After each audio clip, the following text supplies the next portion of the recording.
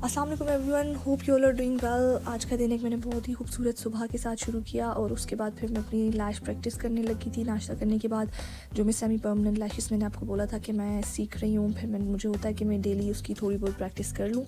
आज एक बहुत बिजी दिन था, मैंने बाहर भी जाना था कुछ कामों को, मेरी अम्मा ने भी कुछ काम करने थे बाहर जाके, और फिर उसके बाद घर में कुछ गेस्ट भी आ रहे थे, तो फिर सुबह जल्दी उठ के मैंने आज अपना दिन स्टार्ट किया था। जब ज़्यादा बिजी डे हो ना तो फिर मैं जल्दी स्टार्ट करती हूँ। और यहाँ पे मैं आई थी, ये इमारात गिलानी मार्ट के साथ एक टाइल्स और सैनिटरी की शॉप खुली है, लेकिन इनके पास इतनी अच्छी वैरायटी थी। एबटाबाद में मैंने इन चीज़ों में इतनी ज़्यादा वैरायटी नहीं देखी है, लेकिन बहुत अच्छी चीज़ें थी। मेरी अम्मा ने छोटी सी चीज़ लेनी थी, लेकिन आई रियलाइज़ कि यहाँ पे इनके पास लॉन के लिए टाइल्स में और सैनिटरी की इतनी चीज़ें थी।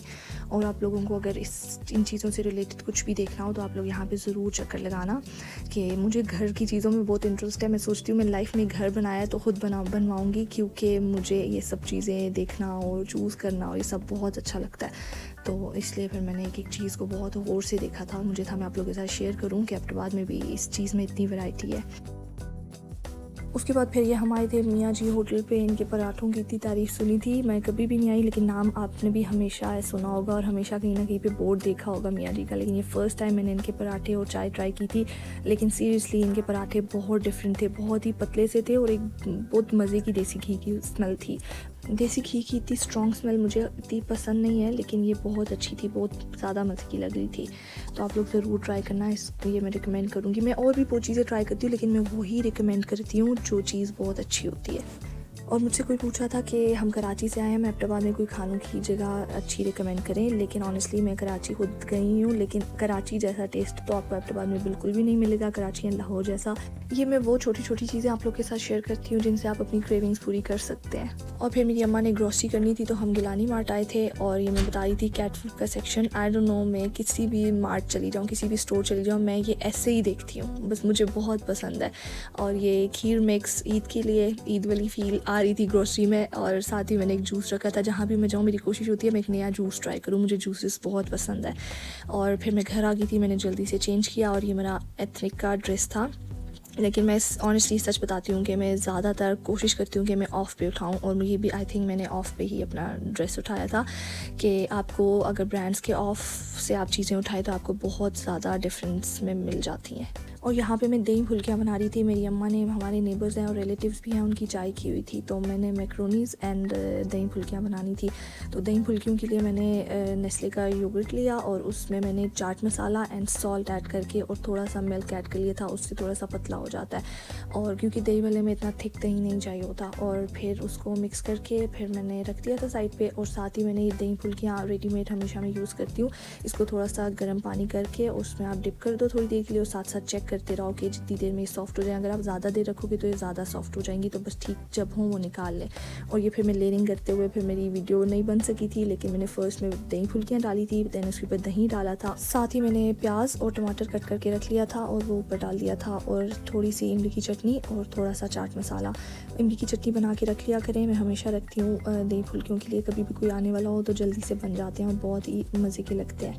और उसके साथ ही फिर मैंने मैक्रोनीज़ बनाने शुरू कर दिए थे। मैक्रोनीज़ के लिए मैंने बॉईल करके ये उसमें मैक्रोनीज़ डाल दिए थे। और साथ ही मैंने, लोग कहते हैं कि टमाटर प्याज वाले मैक्रोनीज़ नहीं बनाए, सालन टाइप बनते हैं, लेकिन आई डोंट नो, मुझे टमाटर प्याज वाले पसंद है। जिसको जैसे जो चीज़ अच्छी लगती है वो वैसे बनाए। मैंने थोड़ा सा बिल्कुल प्याज कट किया था, छोटा सा, बिल्कुल छोटा छोटा सा, और उसको मैंने थोड़ा सा रेड करके गोल्डन ब्राउन से करके और उसमें चिकन ऐड कर लिया था। चिकन में सॉल्ट ऐड कर लें, फिर वो नीचे नहीं चिपकेगा। जब चिकन फ्राई कर रहे होंगे तो उसमें सॉल्ट थोड़ा सा ऐड कर लें। और साथ ही मैंने एक चिकन क्यूब डाल लिया था, और उसके साथ ही मैंने soya sauce, chilli sauce, ketchup, normal ketchup जो होती है, और चिली गार्लिक केचप, ये सब ऐड कर लिया था। वैसे मैं सॉसेस और भी ऐड करती हूँ, मैंने अपने घर में बहुत डिफरेंट सॉसेस रखी हुई हैं, लेकिन मेरी अम्मा के घर में इतनी ज़्यादा नहीं है, लेकिन जो अवेलेबल था मैंने वो डाल दिया था। और उसके बाद फिर मैंने इसमें शिमला मिर्च डाल दी थी। आप गाजर भी डाल सकते हो, गोभी भी डाल सकते हो, लेकिन मेरे पास जो इस टाइम पे अवेलेबल था मैंने वही डाला। और शिमला मिर्च ऐड करके और फिर मैंने इसमें ऑरिगेनो थोड़ा सा ऐड कर लिया था।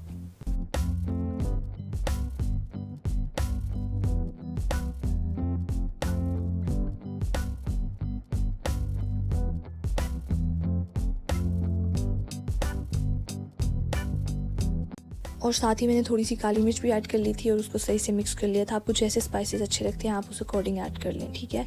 और साथ फिर सॉल्ट वगैरह भी चेक कर लें और फिर वो मैक्रोनीज बॉईल किए हुए आप इस सब में मिक्स कर लें बस।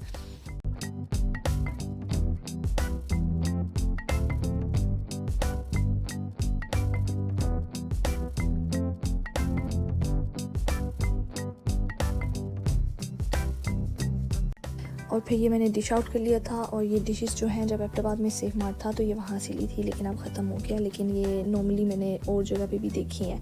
और उसके बाद फिर मैंने टेबल सेट कर ली थी और साथ ही मैंने सब चीज़ें टेबल पे लगाना शुरू कर दी थी। और हमारे गेस्ट आ गए थे और उसमें मैंने मेरी अम्मा ने कबाब बनाए हुए थे, साथ ये एग पुडिंग बनाई थी। मुझे बहुत पसंद है लेकिन मुझे आती नहीं है, मैं सीखूँगी और मैं आप लोग के साथ शेयर करूँगी। और मुझे खाने चाय ये सब करना बहुत अच्छा लगता है। मैं अपने घर में भी थी, मैंने व्लॉगिंग कभी शुरू किया, अगर मैं बता सकती मैं पहले बताती। मैंने अपने घर में भी बहुत खाने किए और मुझे बहुत अच्छा लगता है जब लोग आपके घर आते हैं, आप लोगों के घर जाते हो, आप मिलते हो, आप बैठते हो, आप बातें करते हो। ये बहुत ज़्यादा आपके माइंड को रिलैक्स करता है। और मैंने आपको बताया था कि मैं एबटाबाद में सैलून, अपना होम बेस मेरा एक सैलून था, लेकिन वो फिर मैंने ख़त्म कर लिया था। अभी मेरे पास प्रॉपर जगह नहीं है, लेकिन ऑन एंड ऑफ जब मैं एबटाबाद आई होती हूँ तो मेरे पास क्लाइंट्स आते रहते हैं। तो एक बच्ची हेयर कट के लिए रात को आ गई थी और मैंने फिर इसका हेयर कट किया था एंड बहुत ही बिजी दिन गुजरा था और मैं बहुत थक गई थी। ये मेरा लास्ट काम था आज का। और यहाँ पे मैं अपने ब्लॉग को एंड करती हूँ। Hope you like my videos and thank you so much मेरी वीडियोज़ को इतना लाइक करने के लिए। Thanks a lot.